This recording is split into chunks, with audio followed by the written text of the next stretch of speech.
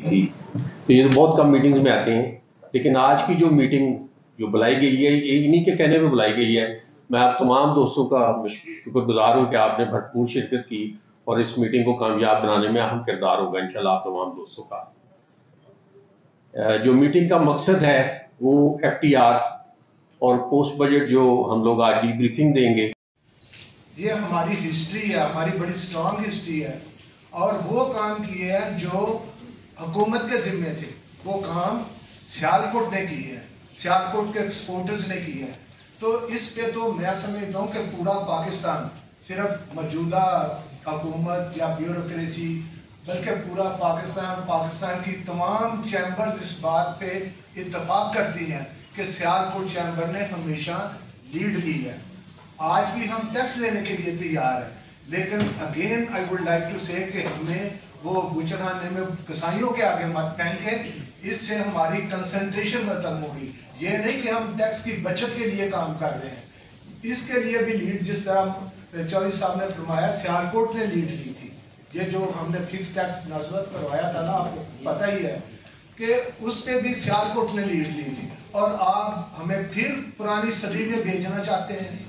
तो इसके लिए हाजा साहब ने बड़ा बोल्डली वहां पे अपना केस प्रेजेंट किया और आज हमने आप सब दोस्तों को इसलिए भी ज़हमत दी है कि सियालकोट चैम्बर सोई हुई नहीं है, बल्कि मैं आपको ये बताना चाहूँगा कि हमारे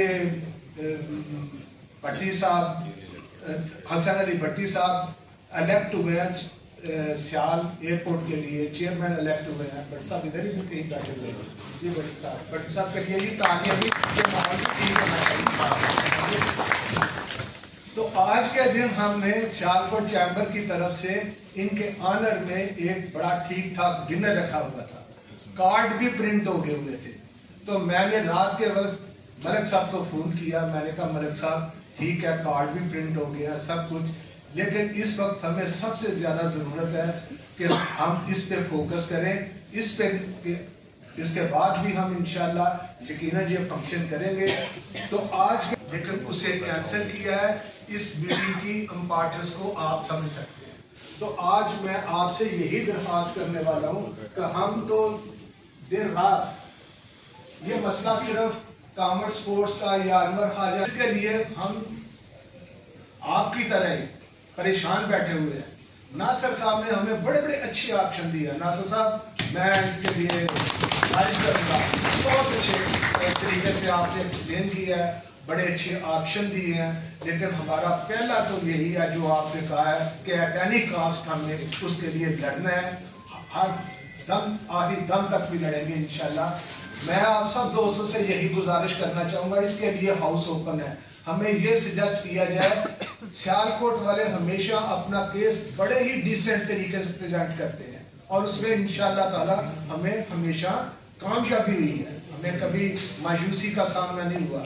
इस बार भी हम पूरी कोशिश कर रहे हैं कि अपने केस को डिसेंट तरीके से प्रेजेंट करें। अभी तक तो वो सिलसिला जारी है। कल हम जा रहे हैं, फिनांस मिनिस्टर को फेडरेशन ने वहां पे इनवाइट किया हुआ है, तो हमारी अल्लाह के फजल से हमारी टीम जो है वो जाएगी और अपना केस वहां पे भी प्रेजेंट करेगी। अगर हमारी ये बात मानी नहीं जाती, आज तो नासिर साहब ने हमें बड़े ऑप्शन दिए हैं, वो तो इंशाल्लाह हम बिल्कुल किसी ऐसी मीटिंग में प्रेजेंट करेंगे, लेकिन आप भी हमें मशवरा दें कि अगर हमें कोई एक्सट्रीम कदम उठाना पड़ता है तो उसके लिए हम पूरी तरह तैयार हैं। मेजर साहब ने शायद ये सवाल पूछा था कि हम क्या कोई ऐसा कदम उठा सकते हैं। मेजर साहब, हम हर तरह का एक्सट्रीम कदम उठाने के लिए तैयार हैं। सब अगर किसी जगह सीना को भी करनी पड़ती है तो मैं सबसे आगे हूँ। बहुत टैक्स के बारे से नासिर साहब बात करते हैं, फिर उसके बाद कस्टम के बारे में मैं बात करूँगा, फिर देखते हैं कि क्या दोस्तों का सारा सिलसिला है। नासिर जी बहुत शुक्रिया प्रेसिडेंट और शेख रियाजुद्दीन साहब की शमूलियत ये इज़हार करती है कि ये वाकई बहुत इम्पोर्टेंट मीटिंग है। उसकी इम्पोर्टेंस जो है उसको शायद कि बाकी लोगों ने महसूस किया है और मैनेजमेंट ने महसूस किया है। تو چونکہ یہ اس میں ایک بڑا ظاہر ایکسپورٹ کو ایک بڑا ہٹ کیا گیا ہے، تو اس لیے امپیکٹ کیا ہے، یعنی آپ پہلے کیا کر رہے تھے اور آپ کیا کر رہا ہے، یا اب آپ کے ساتھ کیا ہو سکتا ہے، تو اس کا کیا سدباب ہو سکتا ہے، اس کے لیے کیا آپ اپنے سب سے پہلے تو جو ایکسپورٹر کے لیے آپ کے علم کے سامنے ہے جو ابھی لاسٹ ٹائم بات ہوئی تھی کہ ہمارے ایکسپورٹر میں بہت سے ایکسپورٹر وہ ہیں جو کہ 91 کے بعد بزنس میں آئے ہیں، جن کو اندازہ نہیں کہ جی پہلے کیا ہوتا تھا اور اب کیا ہوتا ہے۔ چیمبر کا بہت بڑا رول ہے جب یہ نارمل سے فکس میں آئی تھی، مجھے یاد ہے مرحوم انور قریشی صاحب تھے اس کے بعد خواجہ اذکار صاحب تھے، تو یہ بڑی ایک جوائنٹ ایفرٹ تھی چیمبر کی، جس کے اس وقت کے یہ اس کا ہمیں یہ سفر مل رہا تھا، اور یہ ایک دم اس کو واپس دے دیا گیا۔ اس میں ایک شبہ ضرور ہے کیونکہ بس لوگوں کو پتا ہے اس کے بارے میں کہ لیکن جس کو اس کا امپیکٹ ہونا ہے وہ میں تھوڑا سا اس کا اس کا امپیکٹ کیا ہوگا۔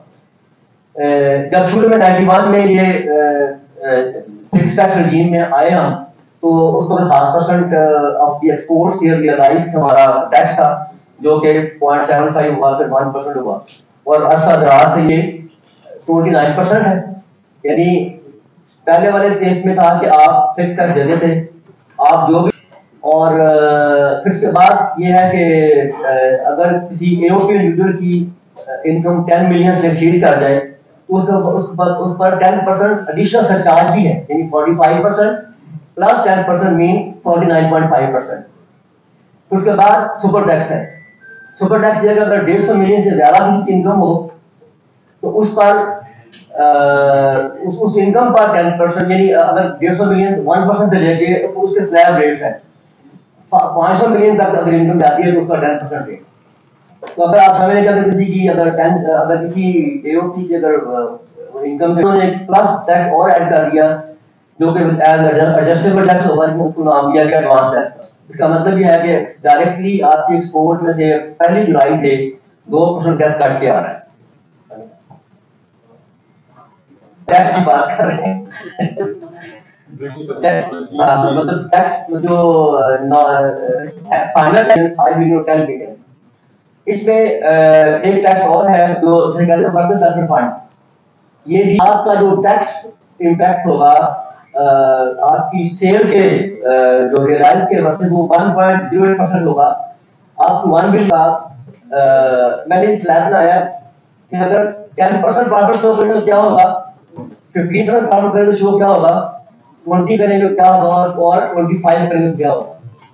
اب پہلے آپ 1.08% شو ٹیکس پے کر کے جتنا